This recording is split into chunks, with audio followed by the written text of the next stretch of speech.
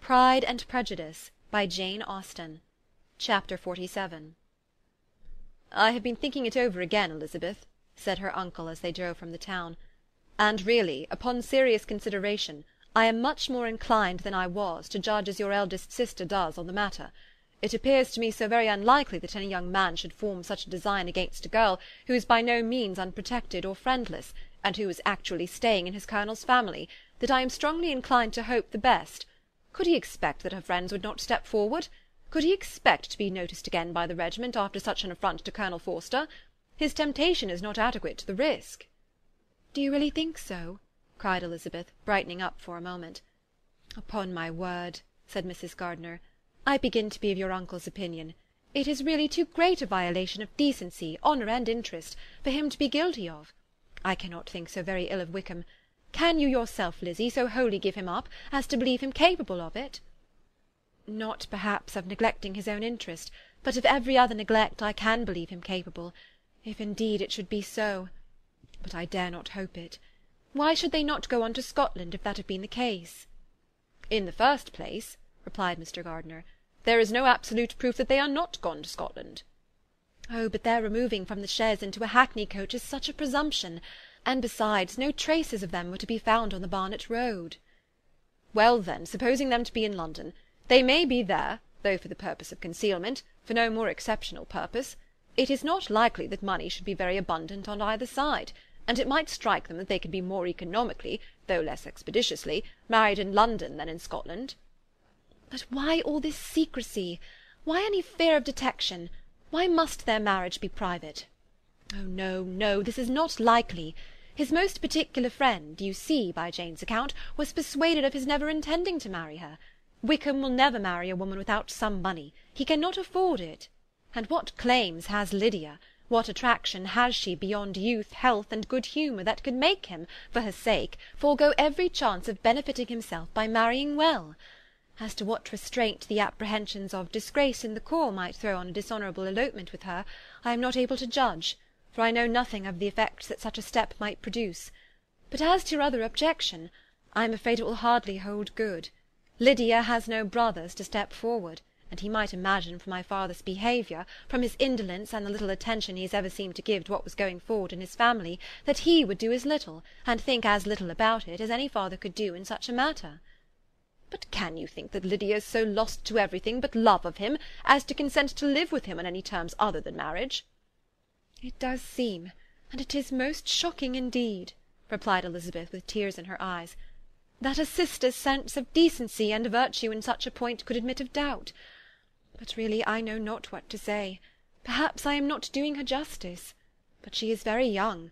She has never been taught to think on serious subjects, and for the last half-year, nay, for a 12-month, she has been given up to nothing but amusement and vanity. She has been allowed to dispose of her time in the most idle and frivolous manner, and to adopt any opinions that came in her way. Since the Blankshire were first quartered in Meryton, nothing but love, flirtation, and officers have been in her head. She has been doing everything in her power by thinking and talking on the subject, to give greater—what shall I call it?—susceptibility to her feelings, which are naturally lively enough. And we all know that Wickham has every charm of person and address that can captivate a woman." "But you see that Jane," said her aunt, "does not think so very ill of Wickham as to believe him capable of the attempt." "Of whom does Jane ever think ill? And who is there, whatever might be their former conduct, that she would think capable of such an attempt till it were proved against them? But Jane knows, as well as I do, what Wickham really is.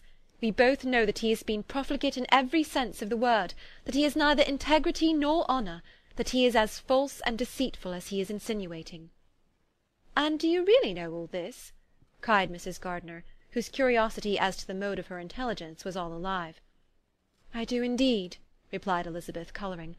"I told you the other day of his infamous behaviour to Mr. Darcy, and you yourself, when last at Longbourn, heard in what manner he spoke of the man who had behaved with such forbearance and liberality towards him. And there are other circumstances which I am not at liberty, which it is not worth while to relate, but his lies about the whole Pemberley family are endless. From what he said of Miss Darcy, I was thoroughly prepared to see a proud, reserved, disagreeable girl. Yet he knew to the contrary himself. He must know that she was as amiable and unpretending as we have found her.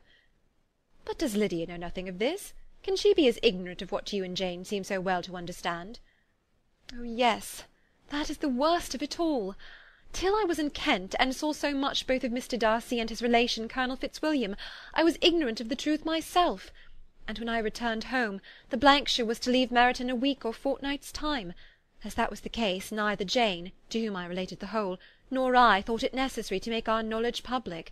For of what use could it apparently be to any one, that the good opinion which all the neighbourhood had of him should then be overthrown? And even when it was settled that Lydia should go with Mrs. Forster, the necessity of opening her eyes to his character never occurred to me. That she could be in any danger from the deception never entered my head. That such a consequence as this could ensue, you may easily believe was far enough from my thoughts. When they all removed to Brighton, therefore, you had no reason, I suppose, to believe them fond of each other? Not the slightest. I can remember no symptom of affection on either side, and had anything of the kind been perceptible, you must be aware that ours is not a family on which it could be thrown away. When first he entered the corps, she was ready enough to admire him, but so we all were. Every girl in or near Meryton was out of her senses about him for the first 2 months, but he never distinguished her by any particular attention, and consequently, after a moderate period of extravagant and wild admiration, her fancy for him gave way, and others of the regiment, who treated her with more distinction, again became her favourites. It may be easily believed that however little of novelty could be added to their fears, hopes, and conjectures on this interesting subject by its repeated discussion, no other could detain them from it long, during the whole of the journey. From Elizabeth's thoughts it was never absent. Fixed there by the keenest of all anguish, self-reproach, she could find no interval of ease or forgetfulness.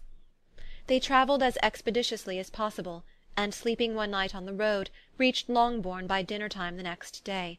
It was a comfort to Elizabeth to consider that Jane could not have been wearied by long expectations. The little gardeners, attracted by the sight of a chaise, were standing on the steps of the house as they entered the paddock, and when the carriage drove up to the door, the joyful surprise that lighted up their faces, and displayed itself over their whole bodies, in a variety of capers and frisks, was the first pleasing earnest of their welcome. Elizabeth jumped out, and after giving each of them a hasty kiss, hurried into the vestibule, where Jane, who came running down from her mother's apartment, immediately met her. Elizabeth, as she affectionately embraced her, whilst tears filled the eyes of both, lost not a moment in asking whether anything had been heard of the fugitives. "Not yet," replied Jane, "but now that my dear uncle is come, I hope everything will be well." "Is my father in town?" "Yes, he went on Tuesday, as I wrote you word." "And have you heard from him often?" "We have heard only twice. He wrote to me a few lines on Wednesday to say that he had arrived in safety, and to give me his directions, which I particularly begged him to do. He merely added that he should not write again till he had something of importance to mention." "And my mother, how is she? How are you all?" "My mother is tolerably well, I trust, though her spirits are greatly shaken. She is upstairs, and will have great satisfaction in seeing you all. She does not yet leave her dressing-room. Mary and Kitty, thank heaven, are quite well." "But you, how are you?" cried Elizabeth. "You look pale. How much you must have gone through!" Her sister, however, assured her of being perfectly well, and their conversation, which had been passing while Mr. and Mrs. Gardiner were engaged with their children, was now put an end to by the approach of the whole party. Jane ran to her uncle and aunt, and welcomed and thanked them both with alternate smiles and tears. When they were all in the drawing-room, the questions which Elizabeth had already asked were of course repeated by the others, and they soon found that Jane had no intelligence to give. The sanguine hope of good, however, which the benevolence of her heart suggested had not yet deserted her. She still expected that it would all end well, and that every morning would bring some letter, either from Lydia or her father, to explain their proceedings, and perhaps announce their marriage. Mrs. Bennet, to whose apartment they all repaired after a few minutes' conversation together, received them exactly as might be expected, with tears and lamentations of regret, invectives against the villainous conduct of Wickham, and complaints of her own sufferings and ill-usage, blaming everybody but the person to whose ill-judging indulgence the errors of her daughter must principally be owing. "If I had been able," said she, "to carry my point in going to Brighton with all my family, this would not have happened. But poor dear Lydia had nobody to take care of her. Why did the Forsters ever let her go out of their sight? I am sure there was some great neglect or other on their side, for she is not the kind of girl to do such a thing if she had been well looked after. I always thought they were very unfit to have the charge of her, but I was overruled, as I always am. Poor dear child! And now here's Mr. Bennet gone away, and I know he will fight Wickham, wherever he meets him, and then he will be killed, and what is to become of us all? The Collinses will turn us out before he is cold in his grave, and if you are not kind to us, brother, I do not know what we shall do." They all exclaimed against such terrific ideas, and Mr. Gardiner, after general assurances of his affection for her and all her family, told her that he meant to be in London the very next day, and would assist Mr. Bennet in every endeavour for recovering Lydia. "Do not give way to useless alarm," added he. "Though it is right to be prepared for the worst, there is no occasion to look on it as certain. It is not quite a week since they left Brighton. In a few days more we may gain some news of them. And till we know that they are not married, and have no design of marrying, do not let us give over the matter as lost. As soon as I get to town I shall go to my brother, and make him come home with me to Gracechurch Street, and then we may consult together as to what is to be done." "Oh, my dear brother," replied Mrs. Bennet, "that is exactly what I could most wish for. And now do, when you shall get to town, find them out wherever they may be, and if they are not married already, make them marry. And as for wedding clothes, do not let them wait for that, but tell Lydia she shall have as much money as she chooses to buy them after they are married. And above all, keep Mr. Bennet from fighting. Tell him what a dreadful state I am in, that I am frightened out of my wits, and have such tremblings, such flutterings all over me, such spasms in my side, and pains in my head, and such beatings at heart, that I can get no rest by night or day. And tell my dear Lydia not to give any directions about her clothes till she has seen me, for she does not know which are the best warehouses. Oh, brother, how kind you are! I know you will contrive it all." But Mr. Gardiner, though he assured her again of his earnest endeavours in the cause, could not avoid recommending moderation to her, as well in her hopes as her fear, and after talking with her in this manner till dinner was on the table, they all left her to vent all her feelings on the housekeeper, who attended in the absence of her daughters.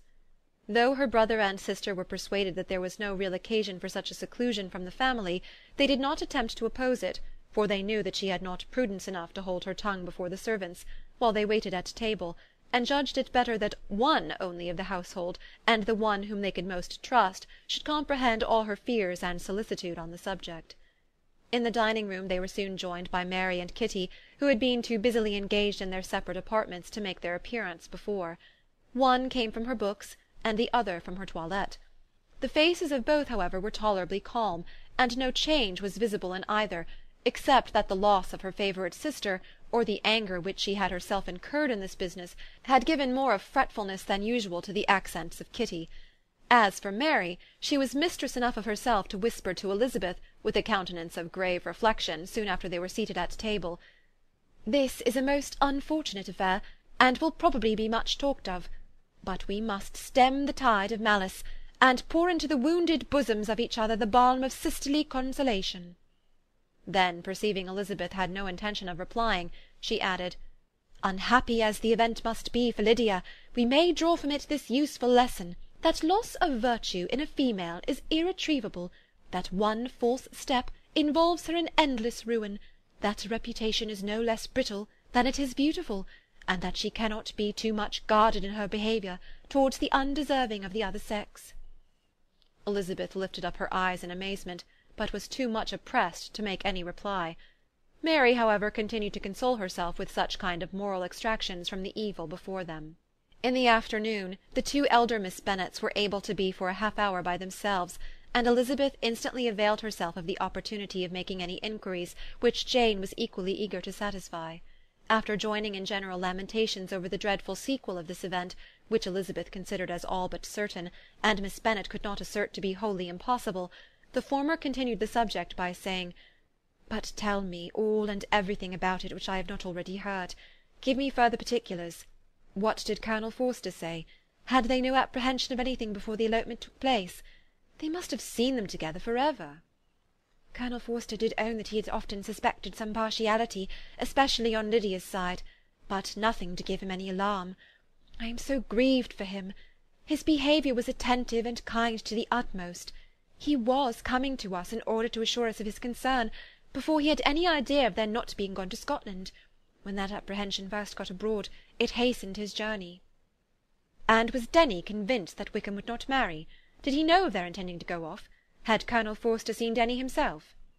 "Yes, but when questioned by him, Denny denied knowing anything of their plans, and would not give his real opinion about it. He did not repeat his persuasion of their not marrying, and from that, I am inclined to hope, he might have been misunderstood before."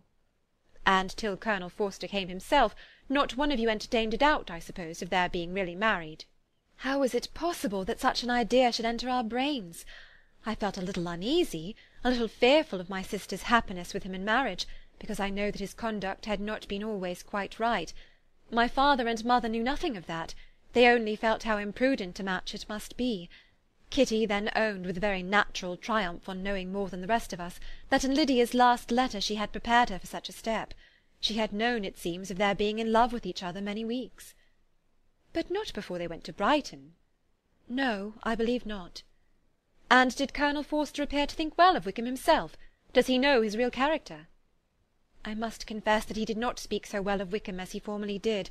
He believed him to be imprudent and extravagant, and since this sad affair has taken place, it is said that he left Meryton greatly in debt, but I hope this may be false. Oh, Jane, had we been less secret, had we told what we knew of him, this could not have happened."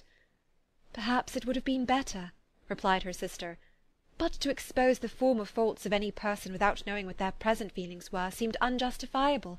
We acted with the best intentions."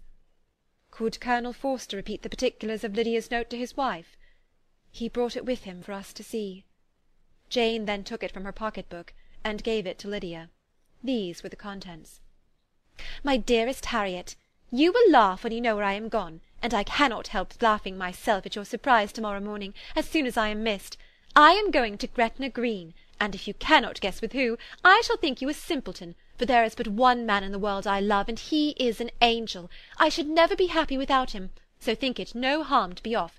You need not send them word at Longbourn of my going if you do not like it, for it will make the surprise the greater when I write to them and sign my name Lydia Wickham. What a good joke it will be! I can hardly write for laughing. Pray make my excuses to Pratt for not keeping my engagement and dancing with him to-night. Tell him I hope he will excuse me when he knows all, and tell him I will dance with him at the next ball we meet with great pleasure. I shall send for my clothes when I get to Longbourn, but I wish you would tell Sally to mend a great slit in my worked muslin gown before they are packed up. Good-bye. Give my love to Colonel Forster. I hope you will drink to our good journey. Your affectionate friend, Lydia Bennet." "Oh, thoughtless, thoughtless Lydia!" cried Elizabeth when she had finished it. "What a letter is this, to be written at such a moment! But at least it shows that she was serious on the subject of their journey. Whatever he might afterwards persuade her to, it was not on her side a scheme of infamy.